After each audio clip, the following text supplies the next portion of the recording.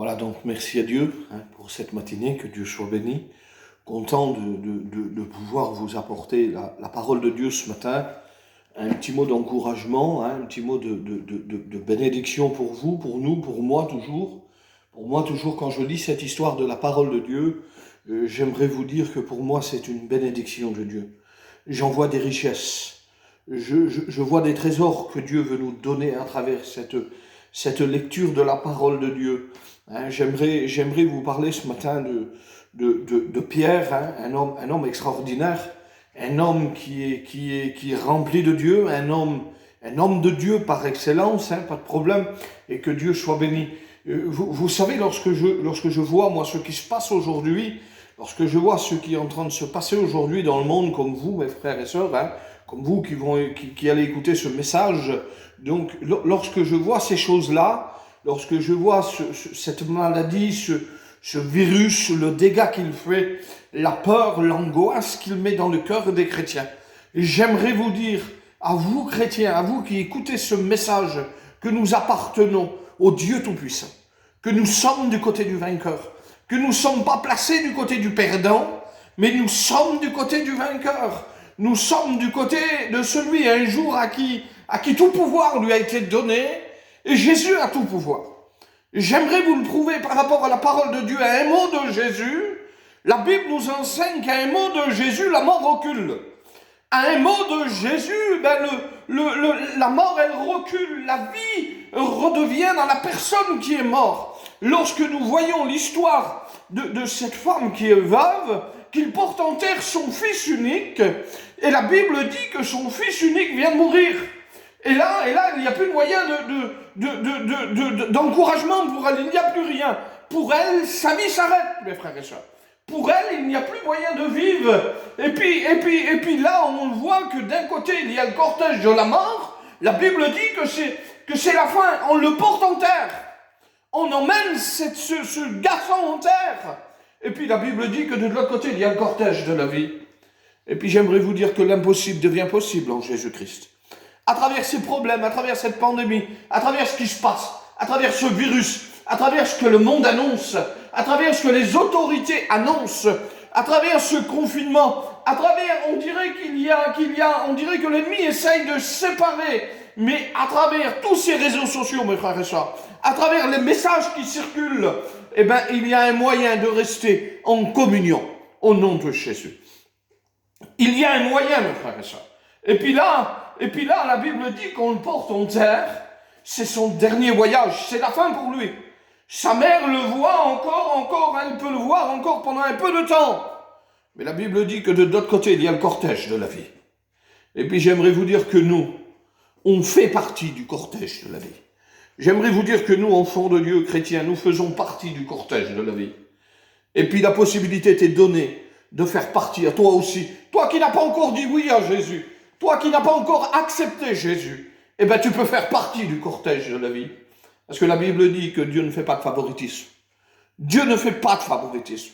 Jésus va dire ces mots: venez à moi, vous tous qui êtes fatigués et chargés, je vous donnerai du repos.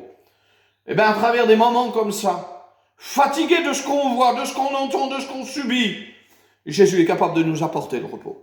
Jésus est capable de nous l'apporter. Il le fait pour cette femme. Il le fait pour cette femme. Un côté, c'est le désespoir, les pleurs, et de l'autre côté, c'est les cantiques, c'est la joie, la paix.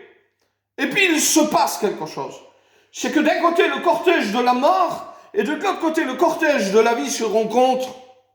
Et puis, à l'autorité de Jésus, la mort recule. À l'autorité de Jésus, la mort recule.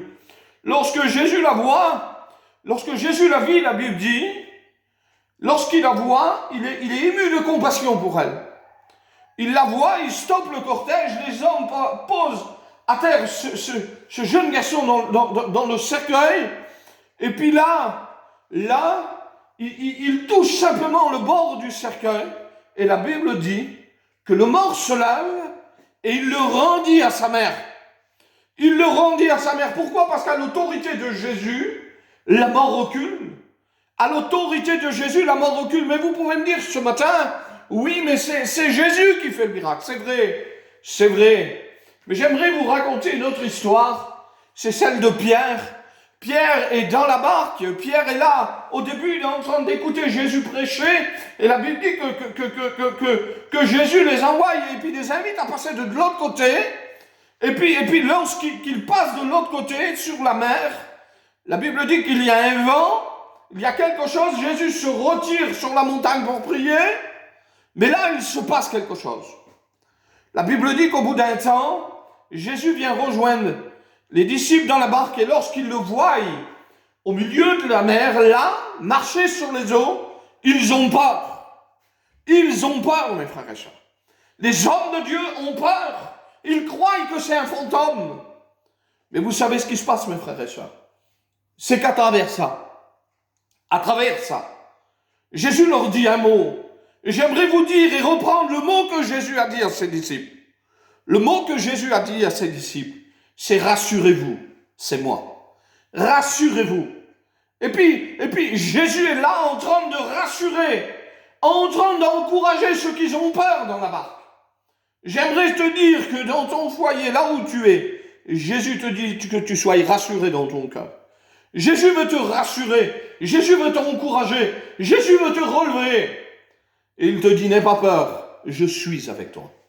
N'aie pas peur, je suis avec toi. Oui, mais vous pouvez me dire encore, mais Moïse, c'est Jésus qui dit ces mots. C'est Jésus, c'est vrai. Mais on voit un petit peu plus loin que lorsque Pierre le regarde et lui dit, Seigneur, si c'est toi, ordonne que j'aille vers toi. Là, ça change tout, mes frères et sœurs.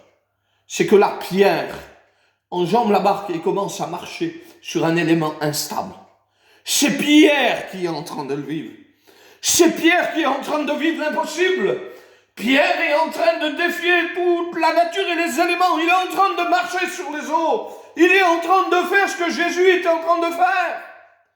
Et puis j'aimerais te dire que c'est possible de vivre l'impossible dans ta vie. L'impossible dans ton foyer. À travers ces problèmes, ces difficultés. Jésus te dit, viens à moi. Viens à moi avec ta maladie. Viens à moi avec ta peur. Viens à moi avec ton angoisse. Viens à moi avec ce qui te tient lié, captif. Venez à moi, vous tous qui êtes fatigués, chargés, je vous donnerai du repos. Et j'aimerais vous dire que l'impossible est possible. L'impossible est possible. Parce que tout pouvoir lui a été donné. Et la Bible dit que Pierre est venu vers lui, vous connaissez cette histoire. Et au bout d'un moment, Pierre s'est enfoncé. Les vents étaient là, les problèmes, les difficultés. Et puis Pierre s'est enfoncé, mais il n'est pas resté insensible, Pierre. Il a levé la main vers Jésus, puis il a dit, Seigneur, sauve-moi. Puis j'aimerais te dire que dans cette journée, toi qui écoutes ce message, c'est possible que tu cries à Jésus et que tu dis, Seigneur, viens à mon secours. Seigneur, viens m'aider. Seigneur, bénis ma famille, mon foyer, mes enfants, mon entourage. Seigneur, bénis nos malades. C'est possible, mes frères et sœurs, parce que Dieu ne change pas. Jésus ne change pas. Il est toujours le même, la Bible dit, éternellement. Et il sera toujours le même. Non, son bras n'est pas trop court, mes frères et sœurs, pour bénir. Son bras n'est pas trop court, mes frères et sœurs, pour agir. J'aimerais vous expliquer une expérience qu'on a vécue il n'y a pas longtemps. Il y a ça la semaine dernière. On a prié pour une femme qui avait perdu la parole, qui avait perdu le langage. Elle ne parlait plus, une femme de 55 ans. Elle avait du mal à parler. Pourtant, avant, elle parlait très bien. Et puis, d'un seul coup, subitement, elle a perdu la parole. Et puis on lui a parlé au téléphone, on a prié pour elle. Et une demi-heure ou une heure après, elle a retrouvé la parole. Une demi-heure ou une heure après, l'impossible s'est fait dans sa vie. Une autre personne aussi qui nous a contactés, puis qui avait un cancer de la peau. Et puis ça ne guérissait pas, elle avait été opérée, et puis ça avait du mal à guérir. Toute l'opération qu'elle avait eue, elle ne se refermait pas. Et puis on a prié pour elle, elle m'a appelé une semaine après. Elle m'a dit, je n'ai pratiquement plus rien du tout. Dieu a béni. Dieu ne change pas. Jésus ne change pas. Et j'aimerais te dire que tu es du côté du vainqueur. Toi, enfant de Dieu, chrétien, serviteur de Dieu, n'oublions pas que nous sommes du côté du vainqueur. Et toi qui écoutes ce message, cette parole, ce verset, ce qui a été dit dans cette matinée, j'aimerais te dire qu'il est possible pour toi d'être du côté du vainqueur.